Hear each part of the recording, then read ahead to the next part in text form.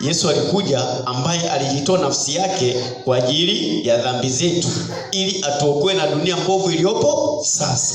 Kumbe hii dunia ni mbovu. Haya yote yanayoendelea haya ni halali yake kwa sababu ni dunia yenye iko mbovu. Bwana Yesu asifiwe. Amen. Wewe jua kitu kimoja tu, mimi ni wa Yesu, mimi ni mali ya Yesu. Yesu amenipa mamlaka ya kukanyaga nyoka na nge na nguvu zote za yule mwovu. Anaposema kukanyaga nyoka anamaanisha kumkanyaga shetani, na nge ni mapepo, na nguvu zote za yule mwovu. Nguvu ni magonjwa au masikini, kuonewa, sijui mambo matakataka yote ambayo shetani anayaandaa kwa ajili yako. Yesu amekupa mamlaka ya kufanya kukanyaga. Kukanyaga maana ni kuyaondoa, lakini tumia jina la nani? La Yesu peke yake. Bwana Yesu asifiwe. Amen. Bwana asifiwe. Amen. Usipokuwa makini na usipoamua kujikita na Yesu utapoteza vingi sana duniani. Utapoteza vingi kwa sababu ukiangalia Mungu anasema, mwanangu, ninataka ufanikiwe katika mambo yote. Sasa ukipiga mahesabu kwenye maisha yako unakuta kuna baadhi ya mambo hayajafanikiwa. Kila siku najiuliza, nitafanyaje ili niweze kufanikiwa? Mungu amesemaje? Fanikiwa. Sasa hivi anza kufanya nini? Kufanikiwa. Sasa kama unataka wewe ufanikiwe na kuna Mungu anasema nataka wewe ufanikiwe, wewe unatakiwa kumkimbilia nani? Mkimbilie Mungu akupe njia ya kufanikiwa hilo unalotaka kufanikiwa. Bwana Yesu asifiwe. Amen. Bwana Yesu asifiwe. Amen. Ndio maana tunapotangaza jamani, tuje kwenye maombi, tuje. Sasa maombi ni nini? Maombi ni mazungumzo binafsi kati ya wewe na Mungu. Sehemu ya maombi ndio sehemu ambayo Mungu anakufungulia mambo yako. Mwanangu, nimekuandalia 1, 2, 3, nenda fanya hili, fanya hili, fanya hili ili yawe hivi. Bwana Yesu asifiwe. Amen. Bwana asifiwe. Amen. Nasema tena tusisahau tunaishi wapi? Duniani. Lakini dunia yenyewe ni mbovu.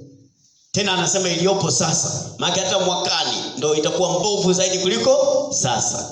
Bwana Yesu asifiwe. Amen. Watu wa zamani walikuwa wanaishi miaka 900. Mtu wa kwanza aliishi miaka 990.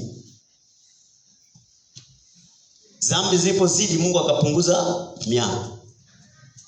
Tuliona Jumapili Mungu akachungulia duniani akaona hakuna mtu ambaye anamtafuta hata huyu mmoja. Mungu mpaka akataka kughairi kwa futilia mbali wanadamu. Akatazama akamwona Nuhu ndio peke yake ana hofu na nani? Na Mungu akamwambia Nuhu, tengeneza safina.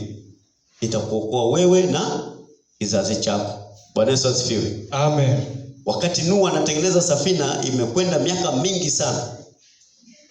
Watu walikuwepo kama sasa hivi wakiwa wanamcheka na nini kinachoendelea, huyu amechanganyikiwa kama sasa.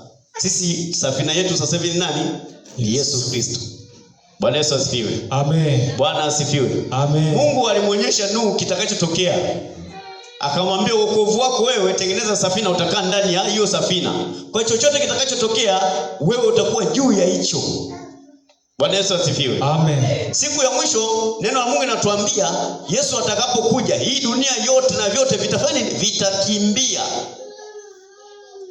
Lakini watakao baki ni wale ambao waliomkubali kuwa Bwana na Mwokozi wa maisha, lakini sio kumkubali tu na kutenda kuyafanya yale yote ambayo anawaagiza kuyafanya. Bwana Yesu asifiwe. Amen. Hao ndio watakao pewa nguvu ya kupaa na kwenda kumlaki wapi? Hewani, wakati dunia inakimbia. Sasa dunia ikikimbia, watu wote wanakanyaga hapa duniani. Maana na wao wanakimbilia kule ambako dunia inakimbia wapi? Motoni. Bwana Yesu asifiwe. Amen. Bwana asifiwe. Amen. Usijione wewe wa kawaida, wewe ni mtu wa ajabu sana. Mungu anakutegemea. Mungu anataka afanye mambo makubwa kupitia nani? Wewe. Kuwa serious tu na yeye. Amua toka ndani ya moyo wako kwamba mimi ni mtoto wa Mungu, ninaamua kufanya mambo ya nani? Ya Mungu. Kila Mungu atakachoniambia mimi nafanya. Bwana Yesu asifiwe. Amen. Bwana asifiwe. Amen.